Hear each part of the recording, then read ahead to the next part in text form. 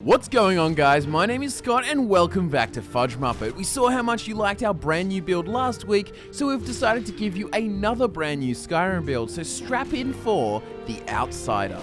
The Outsider is the ultimate Dunmer Dragonborn build. This Dark Elf has his roots as a hybrid between a Dunmer traditionalist and a Cyrodiilic citizen. His understanding and respect for both the Aedra and the Daedra gives him a totally unique set of morals and beliefs. In Skyrim, he will strive to be the greatest Dragonborn who ever lived, and after learning dragon shouts and how to wield a seriously powerful greatsword, nothing is going to stand in his way.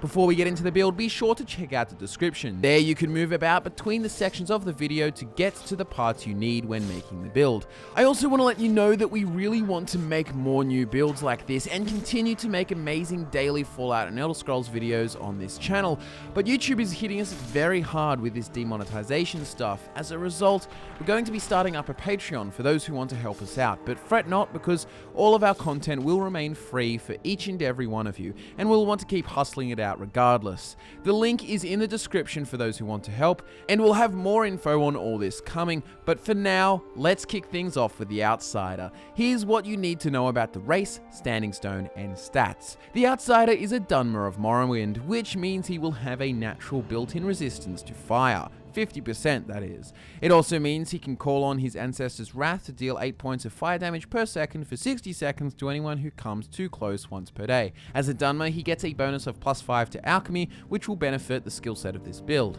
Early in the game, the Loverstone is the best choice to help level all the skills in the 3 schools, but after that, the Atronach Stone will help massively. In exchange for a 50% reduction to magicka regeneration, you gain 50 points of overall magicka and gain 50% spell absorption. This is well worth it when compared to other stones, and none of it really impacts this build except the highly useful spell absorption, as he doesn't actually cast spells. The Outsider stat spread will be 80% health in order to make up for his dangerous and aggressive playstyle and lowish armor rating, and then 20% stamina to boost your onslaught of power attacks. The Outsider was born into a wealthy family in the city of Cheydinhal in Cyrodiil.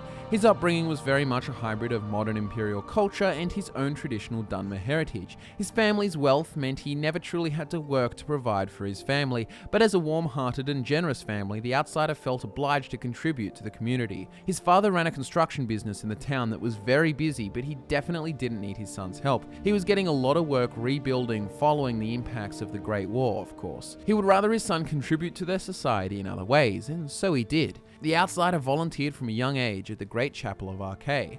Despite years of service, he never accepted a portion of the chapel's donations, choosing to help out free of charge. As a result of his time here, the Outsider would often worship the 8 divines. However, he was never blind to the reality that Aedra and Daedra are both powerful and both demand respect. This was mainly due to the fact that his family were more interested in respecting the reclamations, although even though they did, they weren't super devout people. But they still did pay homage to the divines, and as a result, the Outsider had a healthy balance of respect for the Aedra and the Daedra. During the day, he would serve the common folk of Cheydinhal and the many wary travelers entering the city, and then of an evening he would return to his family home to do what he pleased, occasionally learning more about Azura, Boethia, and Mephala, and even offering them a prayer, before meals or before bed. Life went on like this for many years as the Outsider became a young adult. When he returned from the chapel each day, the Outsider was often too exhausted to keep up with the goings-on in his family life. But one day, as he was leaving the house, he was met by a courier, delivering message from the northern province of Skyrim. He took it inside to his family and read it to them. His uncle, who stayed in Morrowind when the Outsider's family migrated, had been forced out of his home as a refugee. He had impulsively booked passage to Windhelm to start a business, but things were not going well. Life was tough in Windhelm. The Civil War made people frugal, pinching every penny, and this letter was a shameless plea for aid. The Outsider's father was always more successful than his uncle when it came to business, and as of recent times, he was actually having troubles himself. Business wasn't booming like it was when the Outsider was younger, and there was far less work to be done with most of the rebuilding complete, all whilst the competition was more heated than ever before. They really didn't want to leave their comfortable lives behind, but this cry for help from their own family member was enough to push them over the edge and start anew in Skyrim. There would be plenty of construction needed there with the Civil War. The Outsider almost expected his father to help help out his uncle out of pure goodwill. However, due to the state of his business, the decision was even easier. The entire family would head to Skyrim, take what they had, which at the time was still a lot, and help both the uncle and themselves build up a business and start living well for a very long while. Shaden Hall was no longer a sustainable business location, and off they went, with the outsider saying his farewells to members of the chapel and them giving him their blessings. They hired a carriage just outside the city walls and prepared for the slow trip along the Blue Road, the Red Ring Road, and up the Silver Road. The Heartlands were beautiful yet wild. Bandits and highwaymen littered the way, but feeling the blessings of Archaea upon him, he knew he would be safe for a while. After a few days on the Silver Road, the hue of the blue skies began to drain, leaving a drab grey mass of clouds in its wake, and the snow grew thicker as they ascended. At the base of the Jarrell Mountains, the carriage driver told them that things would be slower from here.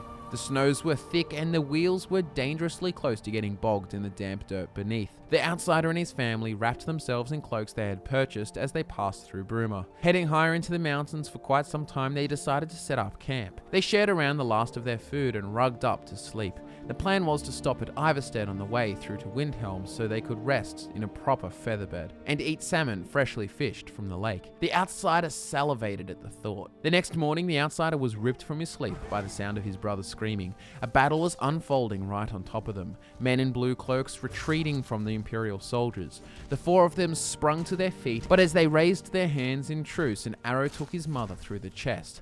The outsider screamed in terror, yelling over the clamor of battle for the soldiers to stop. It was no use. The Imperial Brigade was undisciplined, acting more like a mob as communication was hindered by the elements. The outsider ran towards the Imperial soldiers, hoping to explain the situation, but he was met by a pommel striking him over the head. He landed in the snow, dazed, his head spinning as if he were drunk. He could just about make out his father and brother through the blizzard, but before he could muster the strength to stand, he saw arrows fly in their direction, catching his father in the shoulder and his brother through the abdomen. He then felt another blow to the back of his head and immediately blacked out. As events unfolded in Helgen, the outsider was ready for the block. Striking his head from his shoulders would end the grief and return him to his family. But that wasn't to be. A dragon had come to rescue him from the embrace of the axe. Despite his pain, he wondered if divine intervention was at play here. Had the god he'd served, obediently and purely without the corrupting influence of gold, spared him? The outsider also wondered if there was a purpose to his suffering,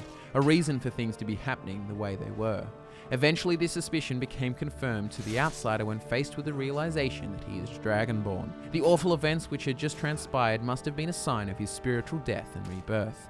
He is the Dovahkiin, and with his gift from the Divines, the outsider planned to channel his power to continue to do good, and to fulfill the prophecy he was always destined to. As a humble servant to the chapel, the outsider had never honed any serious skills prior to his journey to Skyrim, so he will be very much learning as he goes, making the low skills at the start of the game totally justified. He feels a duty to become the greatest Dragonborn to have ever lived, and will be motivated by the memory of his family, who he begins to understand were necessary sacrifices in his rise to prominence. He will indulge in and appreciate Dark Elf culture wherever possible in their honor, and as you can imagine, when he arrives at Ravenrock for the first time, he will be amazed by the culture on Solstheim. He is familiar with it all, but never had experienced it himself. As for factions, the outsider will of course focus on the main story. He's intended to be the ultimate Dunmer Dragonborn after all. He will also lean towards serving the Greybeards more than the Blades, so let Paarthurnax live. This all leads straight to the Dragonborn DLC for obvious reasons, plus the opportunity to get to Solstheim. He can join the Companions and the Dawnguard for more combat experience, plus the chance to deal with ungodly abominations. Despite having a rounded view of the Aedra and Daedra, he has no love for the enemy of Boethia, Molag Bal, and his vampires. When it comes to the Civil War, the outsider is ready to look past what happened on the border. His enlightening experience at Helgen was the will of the gods, and the Imperial soldiers themselves had no say in it as far as he is concerned. Even with all of their flaws, he believes in the Empire and was raised in it. Overall, this build is a classic, but also has some Beast Alien vibes to make things truly unique. With the outsider's backstory, role-playing, and faction choices said and done, let's look at how they'll impact his skills, spells, perks, and overall playstyle. The outsider will be learning skills basically from scratch at the beginning of the game, but after discovering his Dragonborn blood, he'll be motivated to become a strong, formidable presence. With that in mind, the main skills for this build will be two-handed block, heavy armor, smithing, enchanting, and alchemy. He won't be learning any spells as his only magical skill is enchanting, but he will be using tons of shouts. He will learn as many as he can and commonly uses ice form and dragon aspect. That said, he'll also utilize the rest, mainly including Fire Breath, Unrelenting Force, Storm Call, and Whirlwind Sprint. Now let's jump straight into the Outsider's essential perks. First up, we have Two-Handed. What better way to show off your physical prowess than by swinging a greatsword with the ease of a butter knife? From this skill tree, go for the middle branch up to Sweep, taking both Great Critical Charge and Devastating Blow along the way. Devastating Blow will increase standing power attack damage by 25% and give the opportunity to behead enemies. After his close encounter at Helgen, the Outsider knows all about Decapitation. Sweep will allow sideways power attacks to hit all enemies within its radius, and Champion Stance will ensure that you always have the stamina to pull off these power attacks. Each power attack will cost 25% less stamina. Next up, we have Block. The Outsider won't be using a shield. He may be tough, but he can't use a greatsword with only one hand. With this skill, the Outsider will be able to read his opponents, anticipating their attacks and counter-attacking in deadly fashion. From this skill tree, we suggest simply getting all the ranks of Shield Wall and then Quick Reflexes. The others all focus on the physical shield, so forget those. Quick Reflexes is a great pick as it slows time when an enemy power attacks you, giving you ample time to react and punish them. Our next warrior skill is Heavy Armor. This skill will top off your powerful presence and won't cost you a ton of perk points. The only investment you need here is 5 points into Juggernaut to increase your armor rating by 100%. Other than that, the rest of the perks aren't really worth it or applicable. Keep in mind that the Cultist robes are not armor. Finally, from the warrior school, we have Smithing. This one is also quite simple. From the skill tree, take Arcane Blacksmith and then the right branch up to Ebony Smithing. With these perks, you'll be able to maintain all of your weapons and armor even after enchanting them. On that note, next up is Enchanting. We can't stress enough how helpful it is to put enchantments on all of your gear.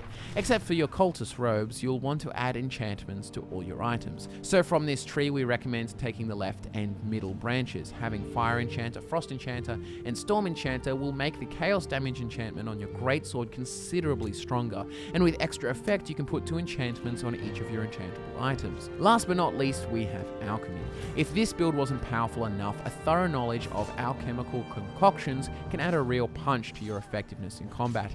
From this skill tree, take all ranks of Alchemist and the entire right side. We're leaving at the left as the Outsider will focus more on buffing himself with potions rather than poisoning enemies. And that's all perks and skills mentioned, so with that said, here's how the Outsider will play in the game. First thing you'll want to do is consume a potion to make you more powerful by increasing your damage or making you tougher. From here, charge into battle, slashing necks and severing heads. When you're not dealing the first blow, hold off until you get power attacked so you can counter and finish your foe with finesse. Add all the dragon shouts in as much as you possibly can, often while showing off dragon aspect, and it's simple as that. Use your dragon shouts and alchemy alongside your power attacking prowess and block perks to outplay your enemies. As for gear, your endgame weapon will be the Skyrim Greatsword, smithed up to its max potential and then enchanted with chaos damage and frost damage. The great thing about this is that on Skyrim weapons, frost enchantments are 25% stronger, and that incorporates the chaos damage too, not just the frost damage. So that plus the bonuses from our elemental enchanting perks will make the sword ridiculously powerful. Your apparel will consist of cultist robes, a bone mold helmet, bone mold gauntlets, and bone mold boots, topped off with a ring and necklace of your choice. The cultist robes are already enchanted, but everything else should be enchanted with things like Fortify Two-Handed, Fortify Alchemy, Fortify Block, Fortify Health, and then any magic resistance. A really cool alternative we actually prefer is putting on enough destruction reduction enchantments to reach 100% destruction reduction. You may want to take an enchanter's elixir, but once done, your greatsword will never deplete its enchantment charge, meaning you won't need any soul gems. Otherwise, soul gems will have to be another part of your gear. The last thing to remember is to stock up on potions and ingredients to make potions. Things like Fortify Two-Handed and Stamina Regen are good picks. You should really be slamming potions before every battle. In this game, you won't have to worry about your toxicity after all. There you have it, guys! Subscribe to FudgeMuppet for more of the very best original Skyrim builds on YouTube, and give the video a like to show us your support if you enjoyed it. We really appreciate it. Don't forget that in the description we have timestamps for each section so you can navigate throughout the video at your own discretion. Also in the description are links to our social media accounts, so follow us on Twitter to interact with us and keep up with all our juicy content. As always, thanks so much for watching, guys. My name's Scott, and I look forward to nerding out with you again very soon.